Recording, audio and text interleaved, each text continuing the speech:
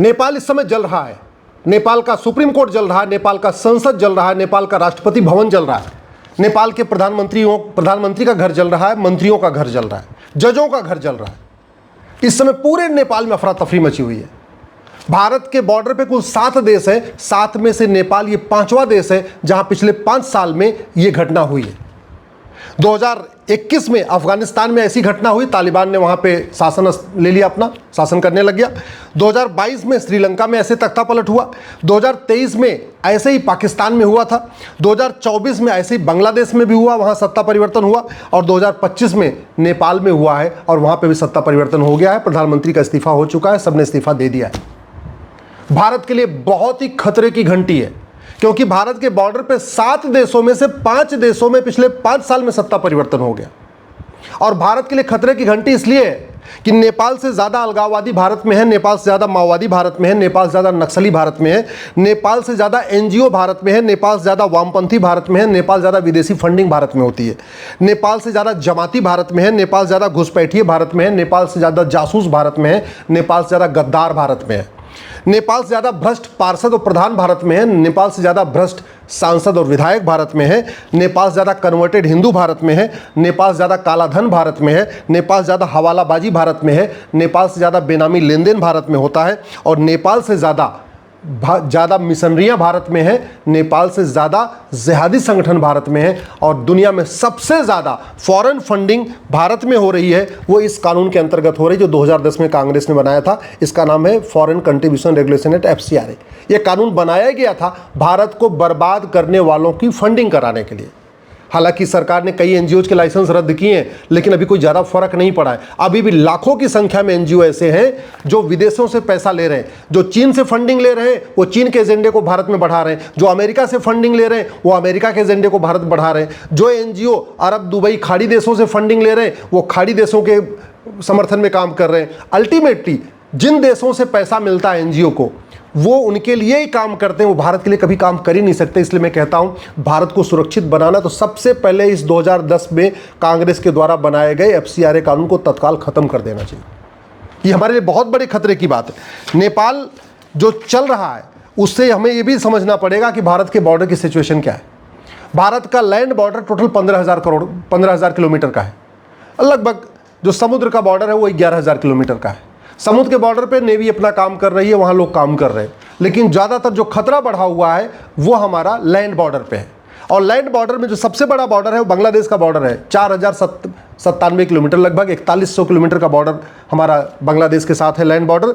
चीन के साथ लगभग 3500 किलोमीटर है, पाकिस्तान के साथ लगभग 3300 किलोमीटर है, नेपाल के साथ 1751 किलोमीटर है, म्यांमार के साथ भी 1650 किलोमीटर है, भूटान के साथ लगभग 700 किलोमीटर है, अफगानिस्तान के साथ सबसे छोटा बॉर्डर है 106 किलोमीटर का बॉर्डर है।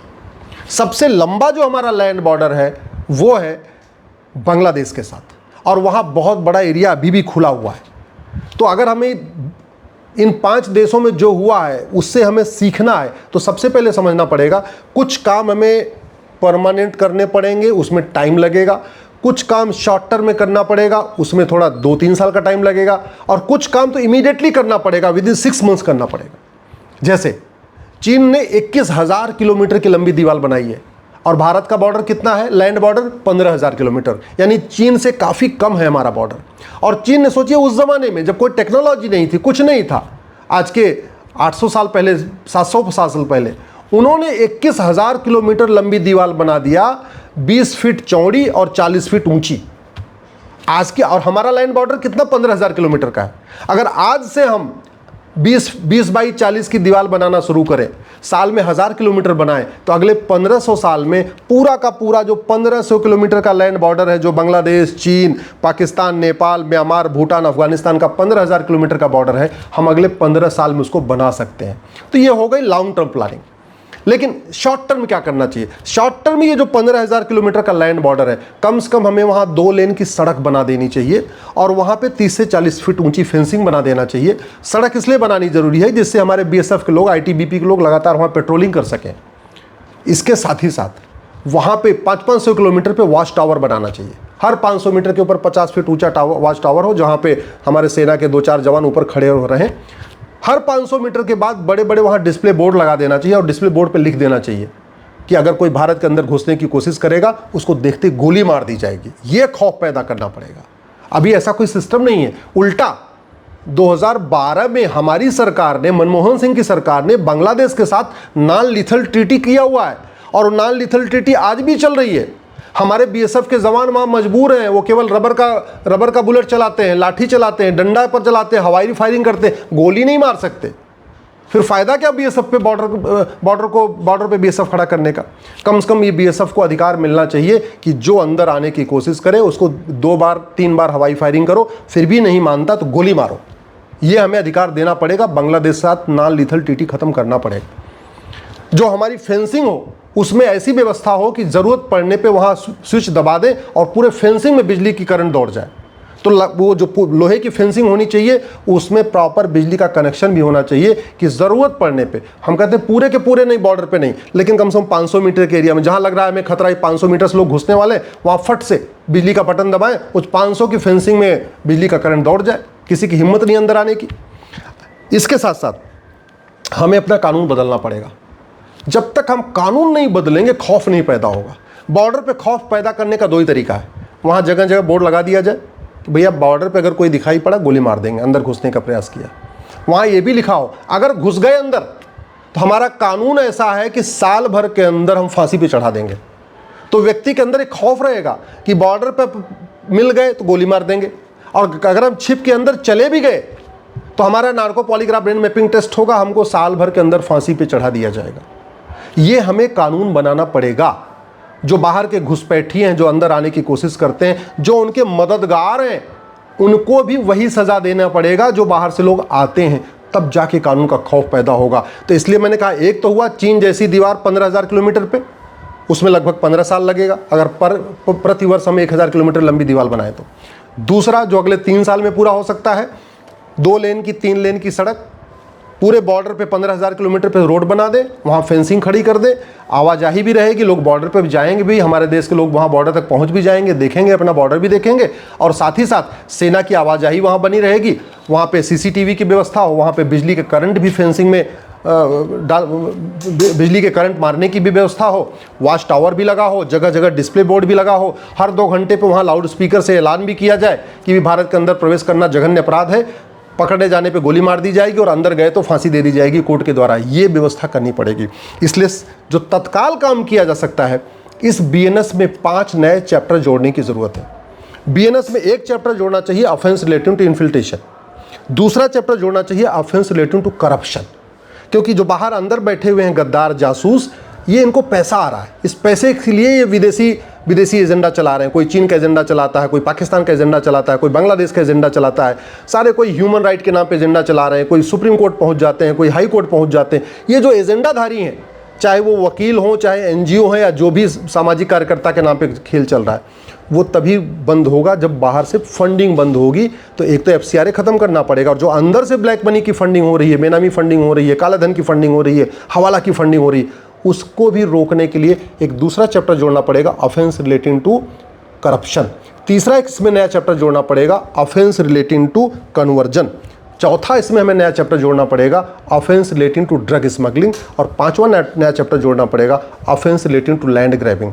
अभी मैं बंगाल भी होके आया, अभी मैं कुछ दिन पहले असम में भी होके आया। घुसपैठिए आराम से बेरोक टोक अंदर घुस जा रहे हैं।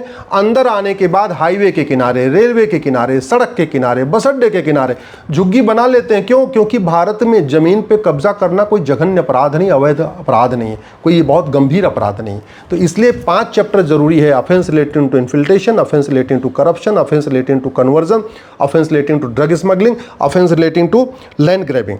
सबसे बड़ी बात, ये जो 5 चैप्टर है, हमें इसको राष्ट्र की सुरक्षा के लिए खतरा घोषित करना पड़ेगा।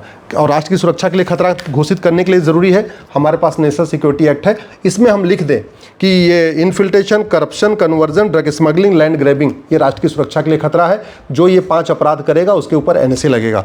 हमारे पास यूएपीए है, अनलॉफुल प्रिवेंशन एक्टिविटी एक्ट है, लेकिन इसमें कहीं लिखा नहीं कि क्या अनलॉफुल एक्टिविटी है। हमें इस कानून में बदलाव करके तत्काल ये लिखना चाहिए कि infiltration, corruption, conversion, drug smuggling, land grabbing यह अनलॉफुल एक्टिविटी है। जो ये 5 अपराध करेगा उसके ऊपर यूएपीए लगेगा। सबसे बड़ी बात ये, हमारे पास इसमें से 4 धाराएं ऐसी हैं बीएनएस की जिसको तत्काल बदलने की ज़रूरत है। इसमें एक धारा है ऑर्गेनाइज क्राइम की, सेक्शन 111। उस सेक्शन 111 को बदल के हमें लिखना पड़ेगा कि infiltration, conversion, corruption, drug smuggling, land grabbing organise crime है, जिससे कि पुलिस सेक्शन 111 लगा सके इनके खिलाफ। इसी तरीके से सेक्शन 113 है टेररिज्म पे, हमें डिक्लेयर करना पड़ेगा कि infiltration, conversion, corruption, drug smuggling, land grabbing ये एक्ट ऑफ टेररिज्म है, जिससे उनके ऊपर धारा 113 भी लगे। इसी तरीके से हमारे पास इसमें एक धारा है 147 वेजिंग वॉर, हमें इस बीएनएस में सेक्शन 147 में बदलाव करके लिखना पड़ेगा कि infiltration, conversion, corruption, drug smuggling, land grabbing ये अपने आप में इनडायरेक्ट वॉर है, वेजिंग वॉर है। और सबसे लास्ट में सेक्शन 152 है, जो हमारी संप्रभुता, एकता, अखंडता के लिए खतरा होता है। 152 है, धारा 152 है, इस धारा 152 में भी लिखना पड़ेगा infiltration, conversion, corruption, drug smuggling, land grabbing ये हमारी संप्रभुता के लिए खतरा है, एकता अखंडता के लिए खतरा है। झूठ को गंभीर अपराध घोषित करना पड़ेगा। झूठ पकड़ने के लिए नार्को पॉलीग्राफ ब्रेन मैपिंग कानून बनाना पड़ेगा। पूरे देश में एक यूनिफॉर्म सिविल कोड लागू करना पड़ेगा। और सबसे इंपॉर्टेंट, बॉर्डर पे कुल 17 राज्य हैं, 17 राज्यों के 92 डिस्ट्रिक्ट्स बॉर्डर पे हैं। अब सरकार 17 राज्यों को तो यूनियन टेरिटरी डिक्लेयर नहीं कर सकती। हाँ, उन 17 राज्यों के जो 92 जिले हैं जो बॉर्डर पे हैं चारों तरफ भारत के, उनको सरकार अपने अंडर में ले सकती है। और भारत के संविधान का आर्टिकल 355 ये केंद्र सरकार को अधिकार देता है कि वो एक्सटर्नल एग्रेशन रोकने के लिए, इंटरनल डिस्टर्बेंस रोकने के लिए जो कदम उठाना चाहती उठाए। तो सरकार को बॉर्डर के 92 डिस्ट्रिक्ट्स तत्काल अपने कंट्रोल में ले लेना चाहिए। नहीं 92 डिस्ट्रिक्ट ले रही सरकार, तो कम से कम बॉर्डर की जो 300 तहसीलें हैं उनको ले ले। मेरा मानना है कि तहसील से ठीक नहीं रहेगा, क्योंकि एक तहसील आएगी, दूसरी तहसील किसी और में रहेगी। बेटर ये है कि जो 92 जिले हैं भारत के बॉर्डर पे, उसको केंद्र सरकार अपने अंडर में ले ले, उसको यूनियन टेरिटरी डिक्लेयर कर दे। उसकी जो डीएम हो, कलेक्टर हो, एसपी हो, कप्तान हो, सबकी रिपोर्टिंग सीधे केंद्र सरकार को होनी चाहिए, तब भारत बचेगा। इसके साथ साथ एक आपको यूनिफॉर्म पुलिस कोड लागू करना पड़ेगा, यूनिफॉर्म जुडिशियल कोड लागू करना पड़ेगा, यूनिफॉर्म एडमिनिस्ट्रेटिव कोड लागू करना पड़ेगा, यूनिफॉर्म सिटीजनशिप कोड लागू करना पड़ेगा। फर्जी जो डॉक्यूमेंट बन रहा है इसको जघन्य अपराध घोषित करना पड़ेगा। पार्षद प्रधान जो अभी आधार बनाने का उनको अधिकार मिला है कि उनकी चिट्ठी से आधार बन रहा है, इसको बंद करना पड़ेगा। कोई भी डॉक्यूमेंट तभी बनना चाहिए जब पार्षद रिकमेंड करे, विधायक उसको आगे बढ़ाए, फॉरवर्ड करे और सांसद उसकी स्वीकृति दे। पार्षद प्रधान के ऊपर विधायक, विधायक के ऊपर सांसद, ये तीनों का जब सिग्नेचर हो तब आधार बनना चाहिए, तब राशन कार्ड बनना चाहिए, तब ड्राइविंग लाइसेंस बनना चाहिए, तब बर्थ सर्टिफिकेट बनना चाहिए, तब वोटर आईडी बनना चाहिए। ये हमें करना पड़ेगा। तो कम से कम नियम कानून बदलने वाला काम अगले 6 महीने में कर लेना चाहिए, सड़क बनाने वाला काम अगले 3 साल में कर लेना चाहिए। लेकिन जो परमानेंट सोल्यूशन है वो चीन जैसी दीवार 20 बाई 40 की या 25 बाई 50, 25 फीट चौड़ी, 50 फीट ऊंची, पूरे बॉर्डर पे जो 15,000 किलोमीटर है वहाँ हमें दीवार बनानी चाहिए। बहुत बड़ा खतरा बढ़ रहा है। बॉर्डर के हमारे जो 5 देश हैं वहाँ पे ये अराजकता हो चुकी है। एक चीन बचा हुआ, एक भारत बचा हुआ है, भूटान बचा हुआ है। ये हमारे लिए बहुत बड़ा ये चिंता का विषय है, इसलिए तत्काल नियम कानूनों को बदलना चाहिए।